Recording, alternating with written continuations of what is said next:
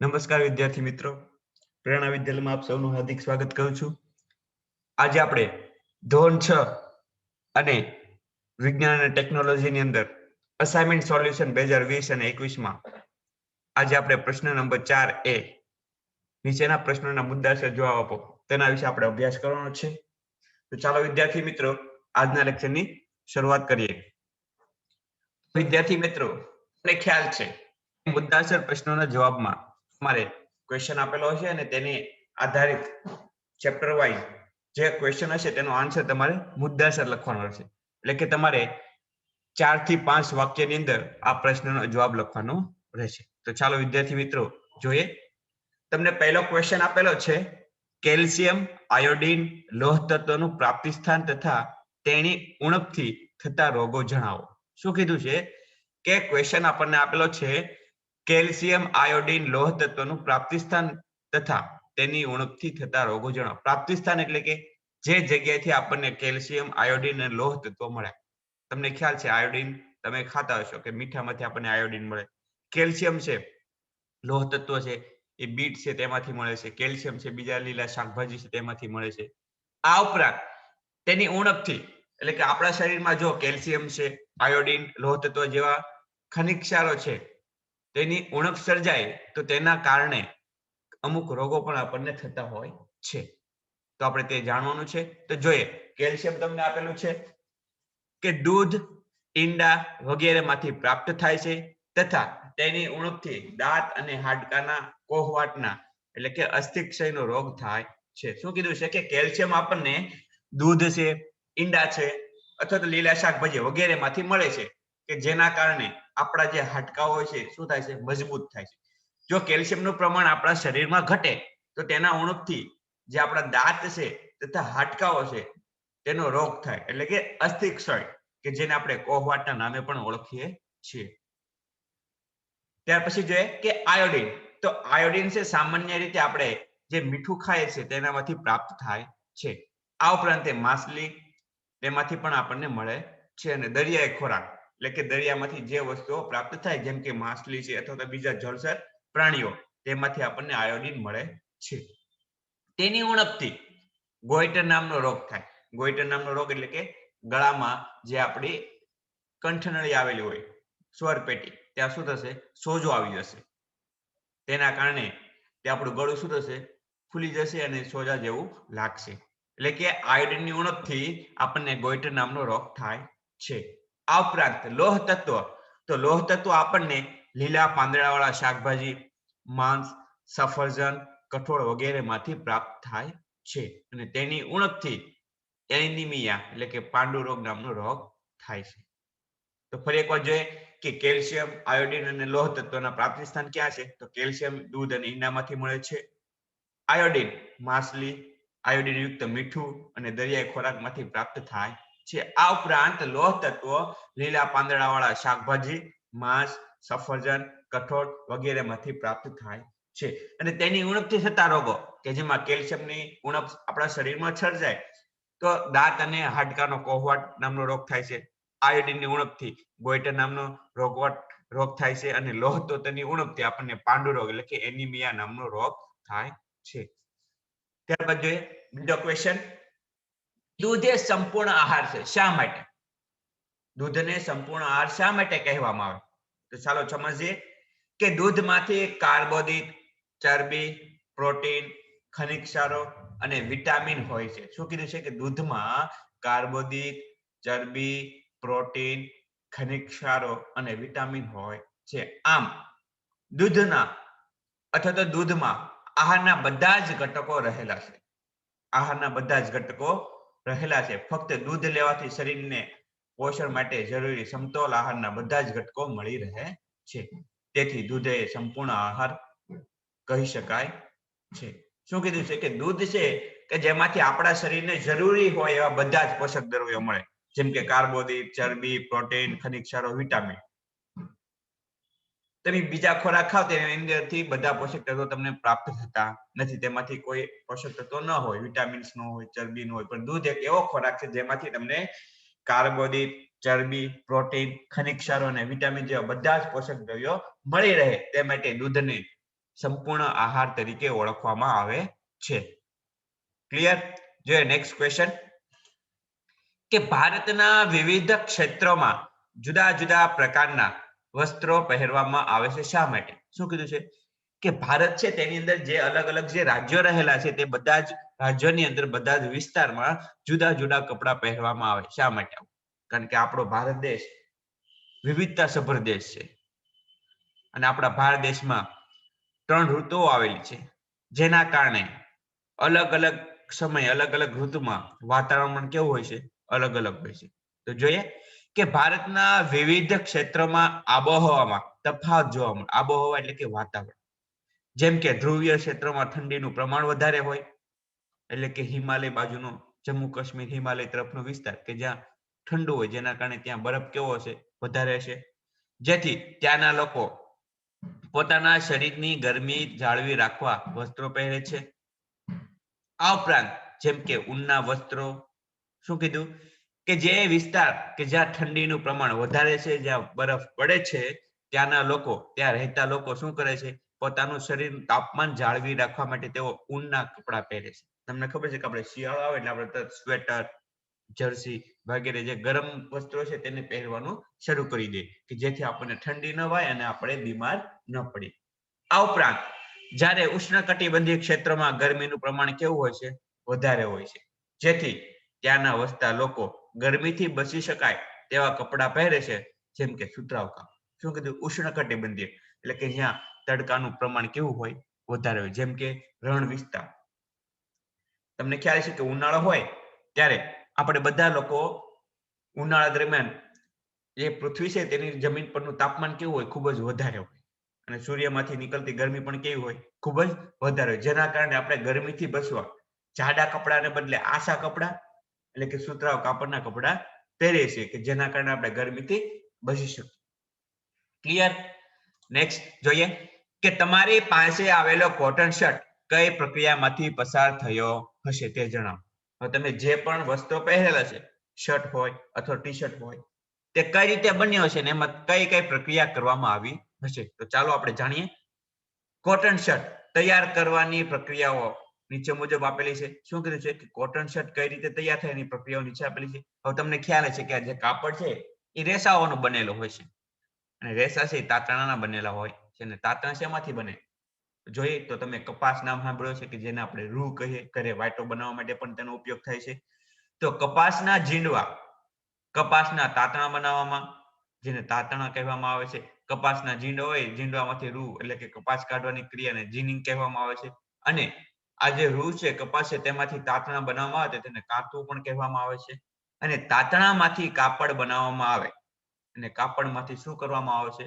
Shirt બનાવવામાં આવે છે. તો જોઈએ કપાસના ઝીંડવામાંથી રૂ અલગ કરવામાં આવે છે કે જેને પીંજવું કહેવામાં આવે છે. ત્યાર પછી રેસાઓમાંથી તાંતણા બનાવવામાં આવે છે કે જેને કાતવું કહેવામાં આવે છે. અને આ તાંતણામાંથી કાપડ બનાવવામાં આવે છે અને કાપડ બન્યા બાદ તેમાંથી શર્ટ તૈયાર કરવામાં આવે છે. તમને ખ્યાલ છે કે આપણે કાપડ દુકાનેથી લઈ આવે અને પછી દરજીને ત્યાં બેલ આપણને દરજી છે ખૂબ જ સરસ મજાનો કહ્યા મુજબ આપણને શર્ટ સીવી આપે છે. તો આ શું થયું કે તમે જે વસ્તુ પહેરેલા છે તેને કઈ રીતે તૈયાર કરવામાં આવે છે અથવા તેમાં તૈયાર કરવા માટે કઈ કઈ પ્રક્રિયાઓ કરવામાં આવે છે. તો પહેલી પ્રક્રિયા કઈ છે? પીંજવું એટલે કે કપાસના ઝીંડવામાંથી રૂ અલગ કરવું. ત્યારબાદ આ જે રૂ અલગ કર્યા બાદ તેના રેસા હોય છે તેમાંથી શું કરવામાં આવે છે? તાંતણા બનાવવામાં આવે છે કે જેને આપણે કાંતવું તરીકે ઓળખીએ. અને તે તાંતણામાંથી કાપડ તૈયાર કરવામાં આવે છે. અને કાપડ તૈયાર થઈ ગયા બાદ તેમાંથી શું કરવામાં આવે છે? શર્ટને તૈયાર કરવામાં આવે છે. ક્લિયર? જોઈએ આગળ. Question number 5. પારદર્શક પદાર્થની યાદી બનાવો અને તેનો ઉપયોગ કઈ કઈ જગ્યાએ થાય છે તે જણાવો. શું કીધું છે કે પારદર્શક પદાર્થ એટલે કે એવો પદાર્થ કે જેની આરપાર આપણે જોઈ શકીએ, કે જે આપણા ઘરે બારીનો કાચ હોય, પ્લાસ્ટિકનો આછો પેપર, કાગળ કે જેની આપણે આરપાર જોઈ શકીએ. એવી વસ્તુની યાદી તમારે અહીંયા બનાવવાની છે અને તેનો ઉપયોગ ક્યાં થાય છે તે તમારે જાણવાનું છે. તો ચાલો જોઈએ કે એવા પદાર્થો કે જેની આરપાર જોઈ શકાય તેને પારદર્શક પદાર્થો કહેવાય છે. કાચ, પાણી, વાયુ તથા કેટલાક પ્લાસ્ટિકનો સમાવેશ પારદર્શક પદાર્થોમાં કરી શકાય છે. શું કીધું છે? કાચ, પાણી, વાયુ તથા કેટલીક પ્લાસ્ટિકનો સમાવેશ પારદર્શક પદાર્થમાં કરી શકાય છે. કાચ અને પ્લાસ્ટિક જેવો પદાર્થનો ઉપયોગ દુકાનમાં બિસ્કિટ, મીઠાઈઓ કે અન્ય ખાદ્ય પદાર્થોને રાખવામાં થાય છે. શું કીધું છે? કાચ અને જે પ્લાસ્ટિકના જે પદાર્થ હોય, પેપર, જેમાંથી વસ્તુઓ બનાવવામાં આવેલી હોય તેનો ઉપયોગ દુકાનની અંદર તમે જોયો છે કે બિસ્કિટ, મીઠાઈઓ કે અન્ય પદાર્થોને રાખવા માટે કાચની બોટલ હોય અથવા તો પ્લાસ્ટિકની થેલી હોય કે જેની અંદર રાખવામાં આવેલા હોય છે કે તેઓ શાંતિપૂર્વક જોઈ શકે અને ઓળખી શકે ભાઈ અહીંયા બિસ્કિટ છે, અહીંયા મૂકેલી છે, મીઠાઈ છે, અહીંયા મૂકેલી છે, અને તેઓ ઓળખી શકે અને પોતાની દુકાનની અંદર વ્યવસ્થિત રીતે કામ કરી શકે. અને વાયુનો ઉપયોગ શ્વાસોશ્વાસની ક્રિયા તેમજ અન્ય જગ્યાએ થાય છે. શું કીધું છે? વાયુ. તમે જોઈ શકો તમારી આજુબાજુમાં હવા રહેલી છે પણ તમે તેને સરખી જોઈ શકતા નથી. પણ તમે તરત ઉનાળા દરમિયાન તમે જો તો સૂર્યપ્રકાશ પડતો હોય, તમે પગ જમીન સાથે ઘસેડજો, તમને શું જોવા મળશે? ધૂળના રજકણો જોવા મળશે. શેના કારણે? કે આજુબાજુમાં હવા રહેલી છે તેના કારણે તે ધૂળના રજકણો શું થશે? ઉડે છે. તો આ થયો આપણો 5મો ક્વેશ્ચન કે પારદર્શક પદાર્થોની યાદી બનાવવાની તેનો ઉપયોગ કઈ જગ્યાએ થાય છે તે. ત્યારબાદ જોઈએ ક્વેશ્ચન નંબર 6. પાણીમાં તરતી વસ્તુઓની યાદી બનાવી તે અન્ય પ્રવાહીમાં તરે છે કે નહીં તે લખો. પાણીમાં તરતી વસ્તુઓ તો કઈ કઈ છે? તમને તરત ખ્યાલ આવશે કે લાકડાનો ટુકડો, કાગળ, ફુગ્ગો, વાળ, પ્લાસ્ટિકની બોટલ, બોટ વગેરે વસ્તુઓ પાણીમાં તરે છે. તમે જોઈ જશે જેમાંથી વાળ અને ફુગ્ગાઓ જેવી વસ્તુઓ અન્ય પ્રવાહી જેવા કે તેલ અથવા કેરોસીનમાં પણ તરે છે. શું કીધું છે? કે વાળ અને ફુગ્ગાઓ આ બંને વસ્તુઓ અન્ય પ્રવાહી જેમ કે તેલ અને કેરોસીનની અંદર પણ તેઓ તરે છે. જ્યારે અમુક પ્રકારના લાકડાના ટુકડાઓ પાણીમાં તરે છે પરંતુ કેરોસીન જેવા પ્રવાહીમાં તરતા નથી. શું કીધું? કે લાકડું પાણીમાં તરે છે પણ એના અમુક પ્રકારના એવા લાકડાઓ હોય છે કે જેનો ગુણધર્મ કેવો હોય છે? અલગ હોય છે. તો તેઓ કેરોસીનની અંદર તરતા નથી. શું કીધું છે? કેરોસીન જેવા પ્રવાહી હોય છે તેની અંદર તરતા નથી. હવે તમને ખ્યાલ આવે છે કે પાણીમાં તરતી વસ્તુઓ કઈ કઈ છે? તેમાં લાકડાનો ટુકડો, કાગળ, ફુગ્ગાઓ, વાળ, પ્લાસ્ટિકની બોટલ અને બોટ એટલે કે હોડી આપણે કહી શકીએ વગેરે જેવી વસ્તુઓ પાણીમાં શું થાય છે? તરે છે. ત્યારબાદ જોઈએ ક્વેશ્ચન નંબર 7. દાળમાંથી ધૂળના કણો તેમજ ફોતરા કઈ રીતે અલગ કરશો? શું કીધું છે? કે દાળમાંથી ધૂળના કણો તેમજ ફોતરાઓ કઈ રીતે અલગ કરશો?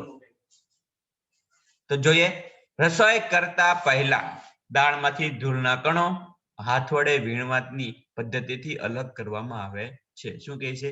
કે જ્યારે તમે રસોઈ કરો, દાળ બનાવો તે પહેલા મમ્મી છે એ શું કરશે? દાળને સાફ કરશે. તેની અંદર જે રહેલા ધૂળના કણો છે અથવા તો જે ફોતરાઓ છે તેને શું કરશે? હાથ વડે અલગ કરશે કે જેને આપણે વીણવું પદ્ધતિ તરીકે ઓળખીએ. ત્યારબાદ દાળમાંથી જે ફોતરા અલગ કરવા માટે ઉપણવું અથવા તો ચાળવું પદ્ધતિનો ઉપયોગ કરશે. જે અમુક ફોતરાઓ અલગ ન થતા હોય તો આપણે શું કરવાના? તેને ઉપણવું એટલે કે પવનના જ્યાં પવન વધારે ફૂંકાતો હોય તે જગ્યાએ રાખીને સુપડા વાળા આપણે શું કરવાના? તેને ઉપણવાના. એટલે કે જે પવન દ્વારા જે ફોતરા હોય છે અલગ અલગ તે શું થશે? દાળમાંથી છૂટા પડી અને ઉડી જશે. અને ચાળવું તમને ખબર ઘરે લોટ ચાળવા માટે મમ્મી જે ચાળનું રાખે તેના દ્વારા તેઓ અલગ કરી શકે. આ પદ્ધતિ દ્વારા રસોઈ કરતા પહેલા દાળમાંથી ધૂળના કણો તેમજ ફોતરા અલગ કરી શકાય છે. એટલે કે તમને ખ્યાલ આવ્યો છે કે દાળમાંથી ધૂળના રજકણો દૂર કરવા અથવા તો ફોતરા દૂર કરવા તમે કઈ પદ્ધતિનો ઉપયોગ કરી શકો? તો પેલું વીણવું, બીજું ઉપણવું અથવા તો ત્રીજી પદ્ધતિ કઈ છે? ચાળવું. ક્લિયર?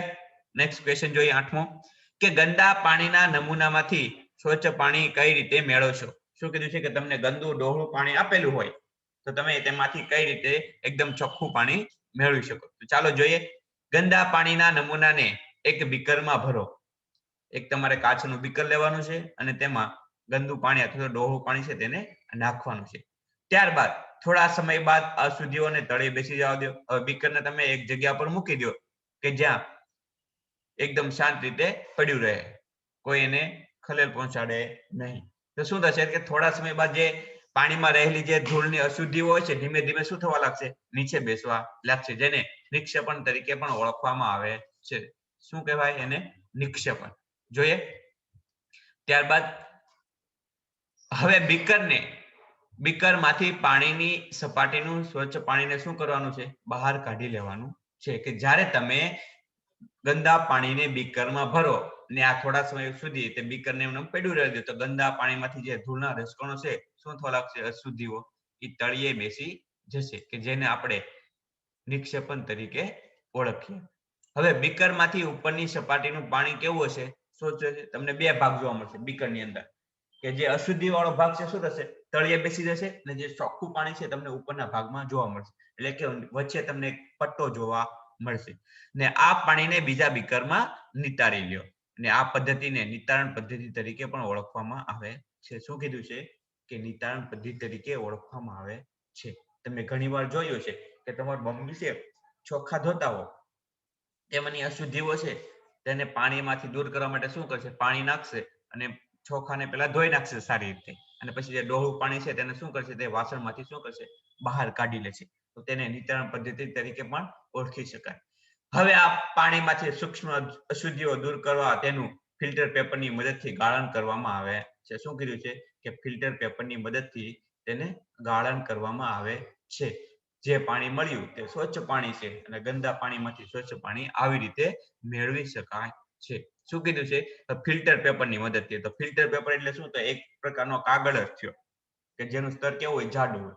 જે નાની નાની હાવ સૂક્ષ્મ અશુદ્ધિઓ હોય છે તેને શું કરી શકે? તે શોષણ કરે, અને જે પ્રવાહી છે તેને બહાર કાઢે છે. એક્ઝામ્પલ તરીકે લઈએ કે જ્યારે આપણા મમ્મી ચા બનાવે તો ચાની અંદર જે નાખેલી ચાની પત્તીઓ હોય છે કે જેઓને આપણે દૂર કરીએ, તો આપણે ગળણી વડે દૂર કરવાના, તો ગળણીમાં બધી ચાની પત્તીઓ રહી જશે, અને જે ચા જેવું જે પ્રવાહી છે શું કરશે? બીજા વાસણની અંદર આવી જશે. ક્લિયર? તો આ રીતે આપણે ગંદા પાણીમાંથી સ્વચ્છ પાણીને દૂર મેળવી શકીએ. ત્યારબાદ જોઈએ 9મો ક્વેશ્ચન. ગંદા પાણીના નમૂનામાંથી સ્વચ્છ પાણી કઈ રીતે મેળવી શકાય? તમે જોયું છે બરોબર. તો ફરી એકવાર જોઈએ કે ગંદા પાણીના નમૂનાને એક બીકરમાં ભરો. થોડા સમય બાદ અશુદ્ધિઓ તે તળિયે બેસી જાય છે, કે જેને નિક્ષેપણ તરીકે પણ ઓળખી શકાય. હવે બીકરમાંથી ઉપરની સપાટીનું પાણીમાં સ્વચ્છ પાણી છે, અને આ પાણીને બીજા બીકરમાં નિતારી લ્યો, અને આ પદ્ધતિને નિતારણ પદ્ધતિ તરીકે ઓળખવામાં આવે છે. કે જ્યારે ગંદા પાણીમાંથી સ્વચ્છ પાણી આપણે મેળવવું હોય તેમાં બે પદ્ધતિનો ઉપયોગ કરવામાં આવે, એક નિક્ષેપણ અને બીજી પદ્ધતિ છે નિતારણ પદ્ધતિ. હવે આ પાણીમાંથી સૂક્ષ્મ અશુદ્ધિઓ દૂર કરવા માટે આપણે તેને શું કરીએ છીએ? ફિલ્ટર પેપરની મદદથી તેને ગાળણ કરીએ. એટલે કે અહીંયા ત્રીજી પદ્ધતિનો ઉપયોગ થયો, ગાળણ પદ્ધતિ. જે પાણી મળ્યું છે તે સ્વચ્છ પાણી છે, ચોખ્ખું પાણી છે, અને આ રીતે ગંદા પાણીમાંથી ચોખ્ખું પાણી મેળવી શકાય છે. તમને કોઈ વાર ક્વેશ્ચન પૂછવામાં આવે કે ગંદા પાણીમાંથી જે ચોખ્ખું પાણી આપણે મેળવવું હોય તો કઈ કઈ પદ્ધતિનો ઉપયોગ કરી શકીએ? તો જેમાં આવશે પહેલા શું આવશે? નિક્ષેપણ, બીજું નિતારણ પદ્ધતિ, અને ત્રીજી કઈ પદ્ધતિ આપેલી છે તમને અહીંયા? ગાળણ પદ્ધતિ. ત્યારબાદ જોઈએ ક્વેશ્ચન નંબર 10. બરફનું પીગળવું અને પાણીમાંથી બરફ બનાવવા એ ઉલટાવી શકાય તેવો ફેરફાર છે, અને આ પ્રકારના અન્ય ઉદાહરણો આપો. શું કીધું? કે બરફનું પીગળવું અને તે ઉલટાવી શકાય તેવો ફેરફાર છે. તો જોઈએ. તો ઉલટાવી શકાય તેવો ફેરફાર એટલે કે શું? કે એક વસ્તુ હોય તેમાં કોઈ પ્રક્રિયા કર્યા પછી તે બીજા વસ્તુમાં ફેરવાય, અને ફરી પાછી તેની તે વસ્તુમાં કોઈ પ્રક્રિયા કર્યા પછી તે ફરી પાછી એની વસ્તુ આપણને મળી શકે અથવા પ્રાપ્ત થાય, તેને શું કહેવાય? ઉલટાવી શકાય તેવો ફેરફાર કહેવાય. એક્ઝામ્પલ તરીકે લઈએ કે બરફનું પીગળવું. તો તમે જોયો કે બરફ હોય તેને ખુલ્લા વાતાવરણમાં રાખો તો શું થશે? તે ફરી પાછો પાણીમાં ફેરવાઈ જશે, એટલે કે પ્રવાહીમાં, ઘનમાંથી શું થશે? પ્રવાહીમાં મળશે. પણ પ્રવાહીને ફરી પાછું તમે ફ્રીજની અંદર મૂકો તો શું થશે? તે ફરી પાછું ધીમે ધીમે પાણી છે તો શું થવા લાગશે? જામવા લાગશે, અને એમાંથી શું થશે? બરફ મળશે. આની જો બીજા અન્ય ઉદાહરણ જોઈ તો પહેલું ઉદાહરણ છે મીણનું પીગળવું. તમે જોઈ શકો મીણ હોય તેને ગરમ કરો એટલે શું થશે? તે પીગળી જશે, અને ફરી પાછું તમે ઠંડુ વાતાવરણ આપો એને એટલે શું થશે? પાછું તે મીણ જામી જશે. પેપરની ગડી બનાવી, એટલે કે પેપર હોય આપણી પાસે અને તમે એને શું કરો? ડૂસો વાળી નાખો, તેની અંદર ઘડીઓ પડી જશે, અને ફરી પાછું પેપરને સીધું કરો તો ઘડીઓને આપણે શું કરી શકીએ? દૂર કરી શકીએ. પાણીની વરાળ બનવી, એટલે કે પાણીને તમે ગરમ કરો તો પાણીનું શું થશે, વરાળમાં ધીમે ધીમે રૂપાંતર થવા લાગશે અને વરાળને ફરી પાછું ઠંડુ વાતાવરણ આપો તેમાંથી ફરી પાછું શું થશે, પાણી મળશે.